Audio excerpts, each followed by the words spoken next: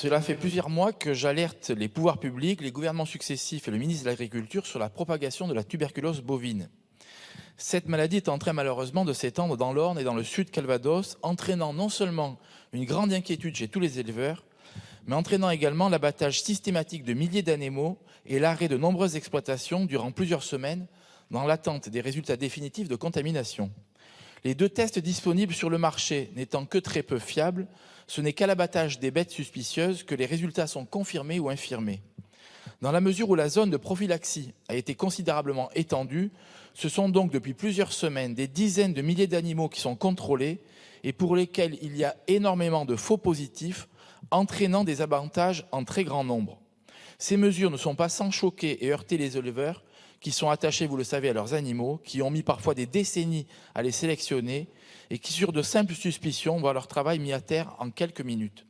Bref, des éleveurs qui voient partir des bêtes à l'abattoir qui s'avèrent, pour la quasi-totalité in fine, être saines. À tout cela s'ajoute l'inquiétude de la filière lait cru quant à l'approvisionnement pour la fabrication du célèbre camembert AOP qui se trouve au cœur de la zone contaminée. Il est donc urgent, Madame le Ministre, de faire en sorte que les services de l'État raccourcissent au maximum les mises à l'arrêt des exploitations.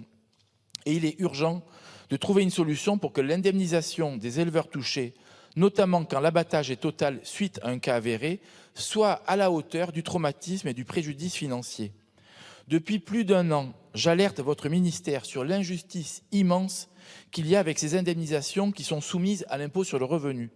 Dernièrement encore, un éleveur ornais, dont l'abattage total des 700 animaux a donné lieu à une indemnisation d'1 million d'euros, va devoir payer près de 140 000 euros d'impôt sur le revenu supplémentaire, même avec le système de l'amortissement sur plusieurs années.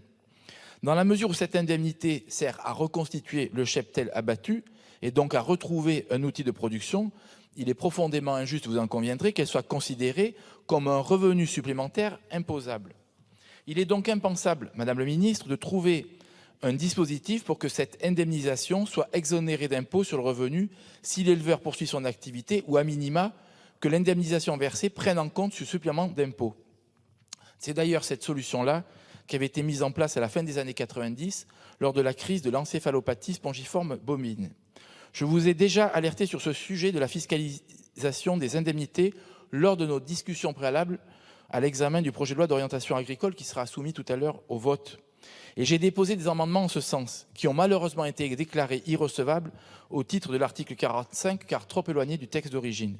Il n'y a donc strictement rien dans la loi d'orientation agricole, ce qui est incompréhensible. C'est donc maintenant au gouvernement, à vous, dans le cadre de la navette, de faire avancer ce sujet et de le régler en introduisant des dispositions dans la LOA, ce qui ne serait que justice pour les éleveurs concernés. Madame le ministre, avec les éleveurs normands, nous comptons sur vous. Je vous remercie. La parole est à Madame la ministre déléguée.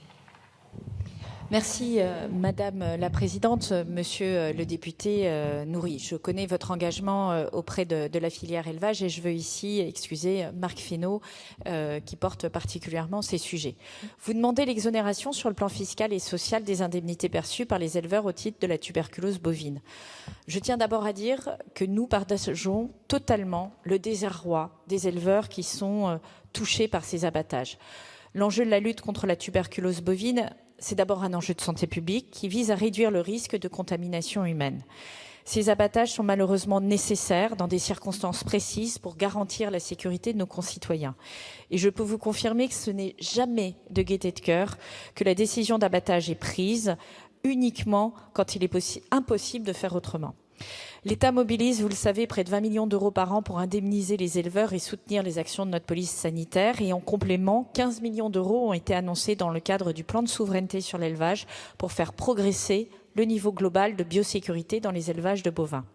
Sur la problématique fiscale que vous soulevez, les indemnités attribuées en compensation de l'abattage d'un troupeau réalisé notamment dans le cadre de la lutte contre la tuberculose constituent un revenu soumis au barème de l'impôt sur le revenu dès lors qu'elles ont pour objet de couvrir la perte d'animaux inscrits dans un compte de stock.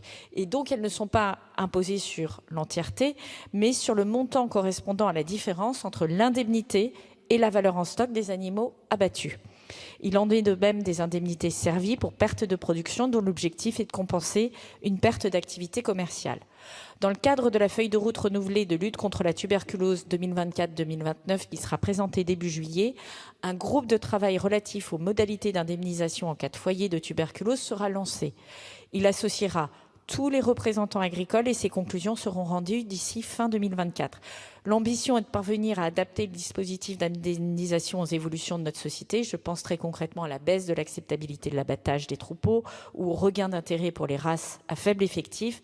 Et je vous le dis, la question de la fiscalité des indemnités perçues par les éleveurs pourra également y être abordée. Je vous remercie. Monsieur Nury, allez-y. Oui, merci Madame la Ministre pour votre compréhension du sujet.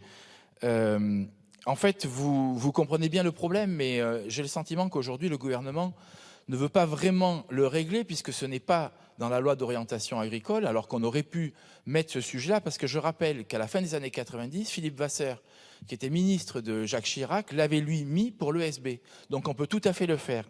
Ensuite, sur l'impôt sur le revenu, c'est bien sur la totalité que les agriculteurs sont imposés, puisqu'en fait, je rappelle qu'il y a une partie de l'indemnité qui est liée à la vente de la viande, et que c'est bien sur la totalité donc des recettes issues de la vente de la viande et de l'indemnisation qui sont imposées sur le revenu. Donc c'est ce sujet-là qu'il faut voir, et qu'il faut voir vite, Madame le Ministre.